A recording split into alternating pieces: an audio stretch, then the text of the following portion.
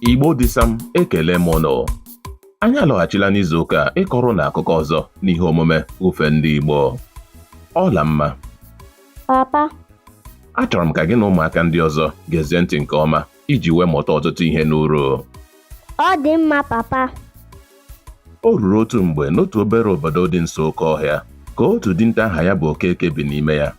O nwere nka pụrụ iche n'ịchụ nta anụ, mana ọ bụ onye anya ukwu nakwa onye na-achụso ọdịmma onwe ya naanị.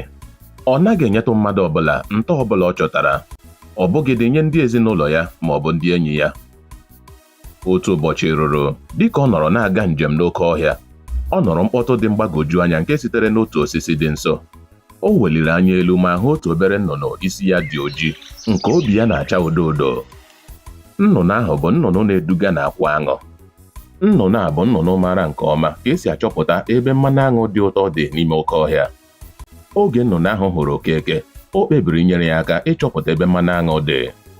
Ọ malitere ife site n'otu osisi gafee n'osisi ọzọ, na-eme mkpọtụ dara ụda iji duzie Okeke garuo ebe mmanụ aṅụ dị.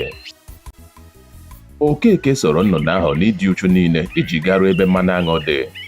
N'oge na-adịghị anya, ha rutere n'otu nnukwu osisi nke nwere nnukwu ohere dị n'ogwe ya. N'ime ohere ahụ, e nwere akwa aṅụ nke jupụtara na mmanụ aṅụ. Obi tọrọ Okeke ụtọ nke ukwuu. O mere ngwa rigoro elu osisi ahụ, mụnye ọkụ ma jiri anwụrụ ọkụ chụpụsịa aṅụ ndị ahụ, wee jiri mma ya tiwa ebu aṅụ ahụ. Ọ gbajuru ebu aṅụ ahụ n'ime akpa ya. Ọ hapụghị ihe ọbụla. Obere nnụnụ ahụ nọrọ n'otu ngalaba osisi ahụ na-ele anya, nwee olileanya na Okeke ga-enyetụ ya mmanụ aṅụ dịka ụzọ iji si ya imeela. Ma Okeke eleghị anya n'ebe nnụnụ ahụ nọ. Ọ rịtụrụ n'elu osisi ahụ, buru akpa ya na ubu aka ya wee lawa n'ụlọ ya na-ekwughị okwu ọbụla. Iwe wee wee nnụnụ ahụ nke ukwuu. O kwenyere n'obi ya na Okeke aghọrịala ya ma rigbuo ya n'ihi obiọma ya. O furu ntutu taa na ya ga-emegwara Okeke agwa ọjọọ ahụ ọ kpasoro ya. Echi ya, Okeke gara n'oke ọhịa ahụ na-atụ anya mmanụ aṅụ ọzọ. Ọ nụrụ mkpọtụ nnụnụ ahụ ma soro ya n'azụ. O chere n'obi ya na nnụnụ ahụ chọrọ igosi ya akwa aṅụ ọzọ, mana nnụnụ ahụ nwere atụmatụ dị iche. O duru Okeke banye n'ime oke ọhịa ahụ ruo mgbe ha rutere n'ime ọnụ ọgba dị egwu ma gba ọchịchịrị. Nnụnụ ahụ kpachara anya kpọbata Okeke n'ime ọgba ahụ ma mee otu mkpọtụ dị oke ụzọ nke kpọtere ọdụm bi n'ime ọnụ ọgba ahụ n'ụra.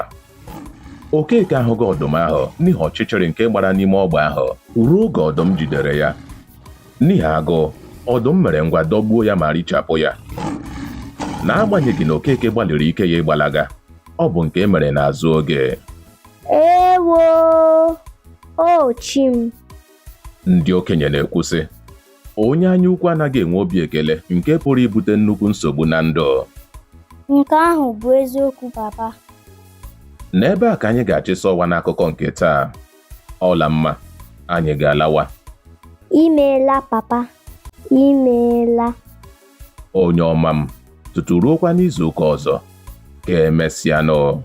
Ka emesịanụ. Ngwa kọba n'ọba soshal midia chanel anyị ugbu a.